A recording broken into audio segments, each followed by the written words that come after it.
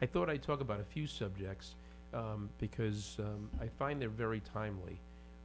One is that I'm finding, and particularly in the last 3 months, as the economy keeps getting better, people have convenient amnesia. When I say people, meaning hiring authorities. Hiring authorities can't remember the second part of 2007 that led to probably the greater part of 2011 to 2012, and that is the Great Recession. And that recession was the worst, as we all know, since the Great Depression. And the worst of our lifetime. And the worst of our lifetime, correct. And the issue is, what is somebody who is a candidate to do that to account for that time? And in the last several months, we've come across that probably at least 10 times, that as it gets pushed out and people are looking at a resume, people see, when I keep going back to people, hiring authorities see a gap. And that gap has to be explained. And every candidate that's in that situation that has come to us said, Mark, what do I do? I've tried to explain it different ways. It doesn't seem to be helping me. And we think this candidate's a great candidate. But they've done that cycle, and since that cycle, they've had another job. Or after dealing with that, they finally got a job, and now they're ready for the next situation. Now, a candidate like some corporate lawyers who took a job with a smaller firm, with a smaller practice, because even though they went to, say, a Harvard or a top law school, because there were no other opportunities, that is an explanation. They can say, well, the economy was very difficult. These were the only jobs available. I took that job, and here I am. I have a foundation.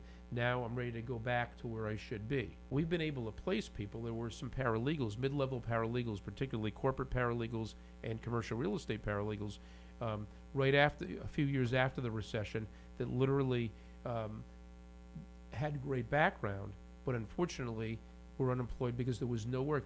That work was completely dried up. There was nobody hiring, and I can tell you that being in the business. So what do candidates do? Well, some people said, you know what, there's no work in my area right now. I'm going to try to get work somehow. So one of our candidates was a truck driver, literally drove trucks and helped drive and deliver fruit for a big fruit company, and made a living. And so when there was a gap on the resume, we were able to explain, even though this person doesn't have current experience, here's all the other experience they had, and then rather than take unemployment, they needed to work. They literally were a truck driver during that period temporarily.